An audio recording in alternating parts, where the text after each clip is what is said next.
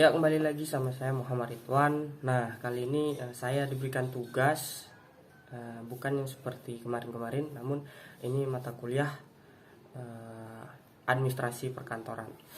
Nah, kali ini saya akan menerangkan mengenai administrasi, ya.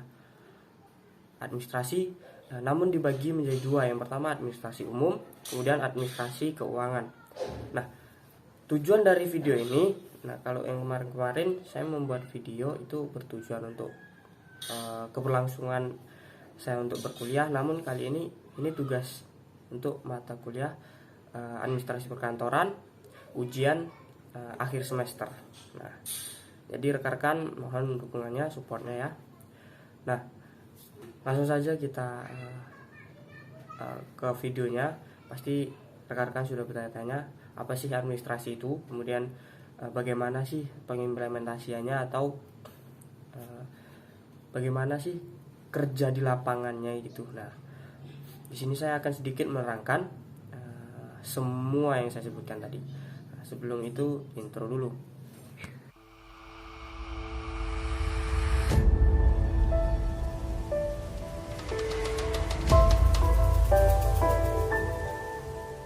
Nah, oke. Assalamualaikum warahmatullahi wabarakatuh. Nah, alhamdulillah selalu kita diberikan kesehatan oleh Allah Subhanahu wa taala yang tidak ada kurangnya, nikmat iman Islam, kemudian sandang pangan papan semuanya.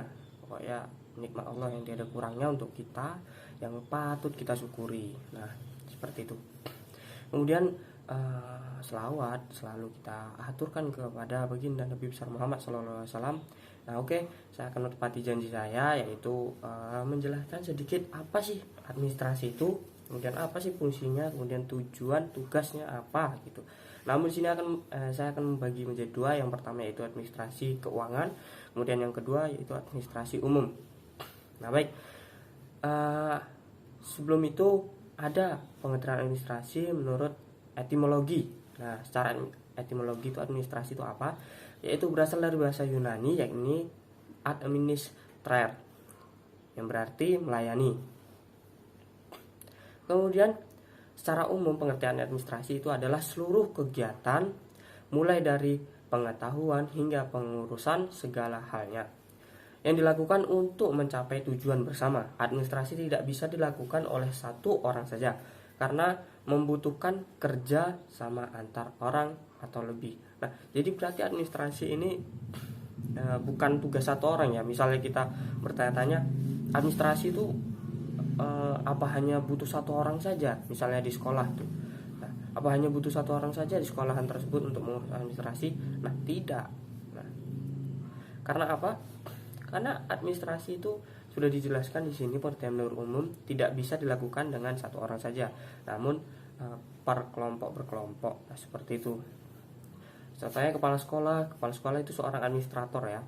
Nah, itu dia tidak bisa bekerja sendiri, pasti dibantu oleh staf-staf di bawahnya seperti tenaga kependidikan dan pendidik. Nah, seperti itu. Kemudian saya akan masuk kepada administrasi pada bidang keuangan. Nah, namun sini yang akan saya paparkan administrasi keuangan beserta tugasnya seorang kepala. Ya, berarti kepala administrasi keuangan. Nah, yang pertama tugasnya adalah menyusun rencana kegiatan pengelolaan administrasi keuangan sesuai ketentuan sebagai dasar pelaksanaan tugas. Nah, di sini pelaksanaan di lapangannya atau tugas terjun lapangannya itu apa?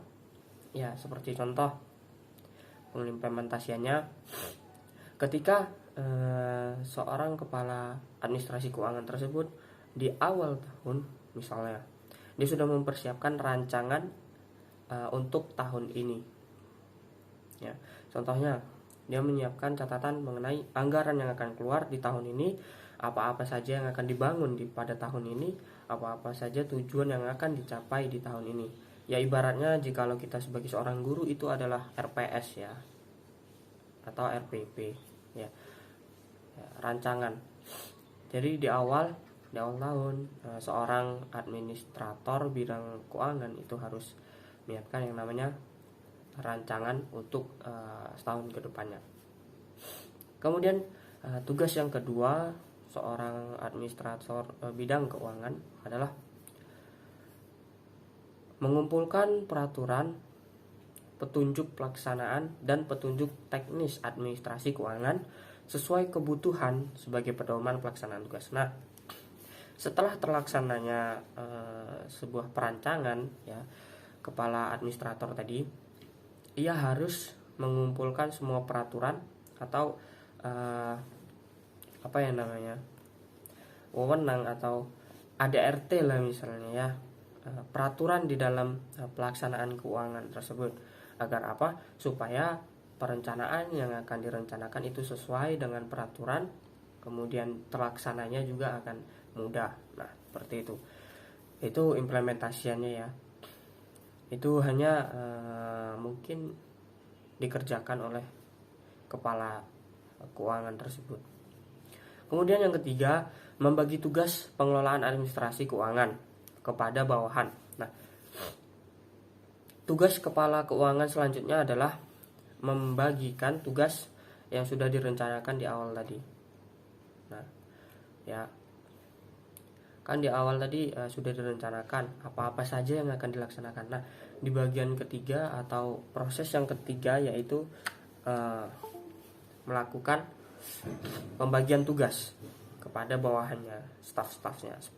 Contohnya si A diberikan tugas untuk mencari dana tambahan atau imbal swadaya dari masyarakat maupun dari perusahaan sekitarnya di lingkungan pendidikan. Nah, contoh seperti itu. Kemudian si B ditugaskan untuk mencatat semua pengeluaran kemudian semua pemasukan. Nah, kemudian yang keempat, memberikan bimbingan kepada bawahan di bidang administrasi keuangan. Perlu sekiranya seorang kepala administrator keuangan memberikan pengarahan atau bagaimana secara kinerja tugas dari bawahan tersebut. Nah, seperti itu. Jikalau kita memberikan tugas tidak sesuai bidangnya, maka kita berikan tugas kepada bawahan itu yang sesuai bidangnya. Ya, seperti itu. Itu sebuah bimbingan atau arahan dari seorang kepala administrator keuangan. Nah, kemudian yang kelima, melakukan koreksi hasil pengelolaan administrasi.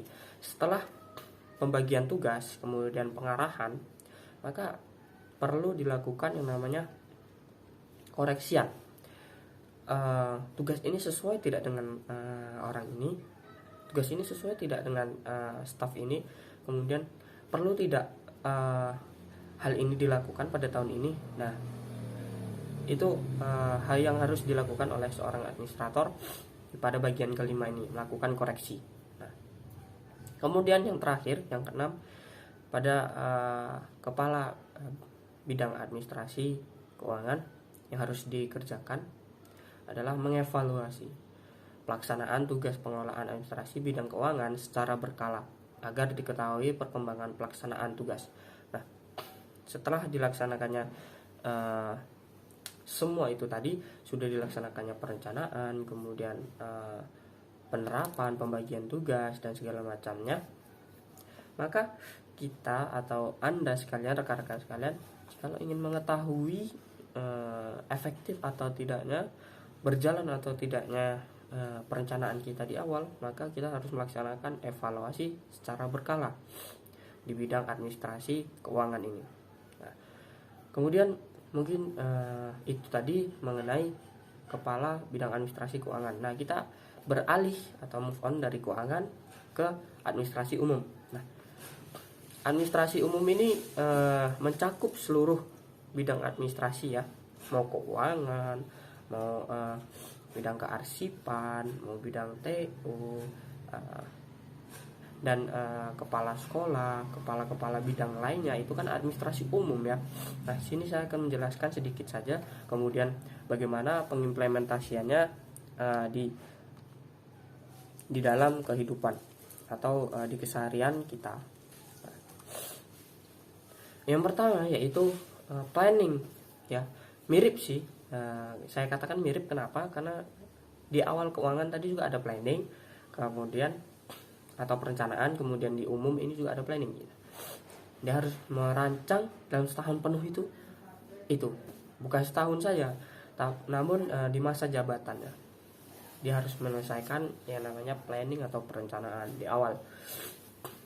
Namun planning di bidang umum ini adalah kegiatan perencanaan yang membutuhkan sebuah aktivitas administrasi, mulai dari pengumpulan data, pengolahan data, hingga penyusunan perencanaan. Nah, saya sudah katakan tadi. Kemudian yang kedua ada organizing atau penyusunan. Nah, sudah direncanakan, kemudian pasti ada yang namanya penyusunan. Dalam bentuk apa? Dalam bentuk tertulis kertas ya. Agar semua anggota staf di dalam sekolah tersebut maupun perkantoran perusahaan tersebut bisa membaca apa saja sih planning yang akan direncanakan, yang akan dijalankan pada jabatan kali ini. Kemudian coordinating atau koordinasi. Koordinasi merupakan sebagian dari fungsi manajemen yang melakukan sejumlah aktivitas agar berjalan baik dengan menjauhi terjadinya suatu kekacauan, bentrok, kekosongan aktivitas yang dilakukan dengan menghubungkan, menyatukan, dan menyesuaikan atau suatu pekerjaan bawahannya, yang sehingga terdapat kerjasama yang terencana dalam suatu usaha untuk mencapai suatu tujuan. Nah, seperti itu. Ini tadi ada juga di bidang keuangan ya, yaitu mengarahkan ya, mengarahkan supaya staf-stafnya ini tidak keluar dari jalur. Nah, seperti itu kira-kira. Maaf ya, saya agak-agak kurang enak badan. Kemudian yang keempat, reporting atau pelaporan. Nah, ini perlu sekiranya pelaporan ini kepada bawahannya supaya apa? Supaya terdapat antara kita dan bawahan itu transparansi, tidak ada yang ditutup-tutupi. Nah, seperti itu. Jadi sekiranya perlu ya yang namanya pelaporan kepada staf atau bawahannya. Kemudian ada yang namanya budgeting. Nah, karena ini bersifat umum, maka keuangan itu seorang kepala administrasi umum ini keuangan itu perlu ya memegangnya ya, karena umum ya. Jadi kan di bawahnya tuh umum, berarti dia bisa megang keuangan sekolah, bisa megang kearsipan sekolah, bisa megang keguruan, bisa megang TU, tata usaha sekolah, kemudian bisa megang yang namanya infrastruktur sekolah atau sarana dan prasarana. Nah, jadi budgeting ini atau penyusunan anggaran adalah aktivitas perencanaan dan pengelolaan keuangan atau anggaran dalam organisasi yang dilakukan secara berkesinambungan.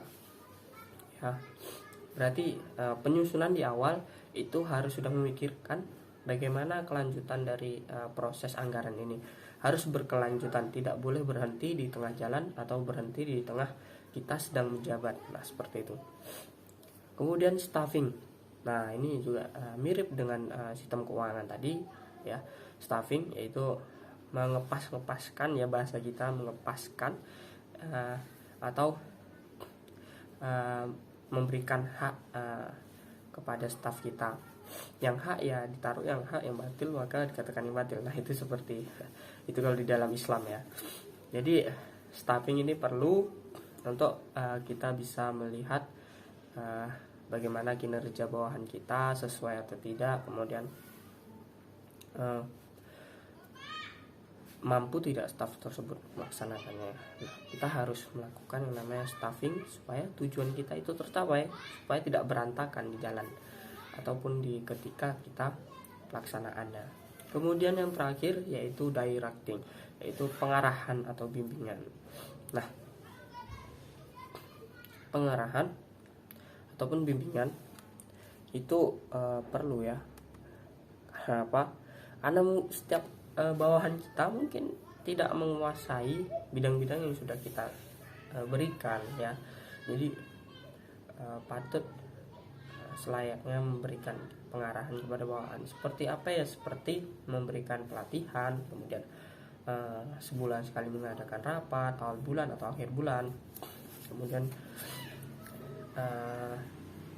memberikan masukan, kemudian intermezzo juga perlu ya. intermezzo seperti apa, bukan bercanda ya, namun memberikan mereka fasilitas berupa misalnya jalan-jalan ya, study tour ya, seperti itu sebuah pengarahan supaya mereka itu tahu tugasnya itu apa, kemudian bersemangat dalam melaksanakan tugas-tugasnya. Dan ini terakhir, tadi belum yang terakhir ternyata ya, maaf. Yang terakhir ini yaitu evaluasi. Nah, penilaian di akhir itu membutuhkan penilaian atau evaluasi supaya kita bisa mengoreksi, kemudian memperbaiki kesalahan-kesalahan yang sudah terjadi maupun kesalahan-kesalahan yang belum terjadi. Nah, seperti itu. Nah, semoga bermanfaat ya rekan-rekan. Cukup sekian video dari saya, mungkin cukup panjang, namun semoga bermanfaat. Lebih dan kurangnya saya mohon maaf. Saya Muhammad Ridwan, mohon undur diri. Wabillahi taufiq wal hidayah. Assalamualaikum warahmatullahi wabarakatuh.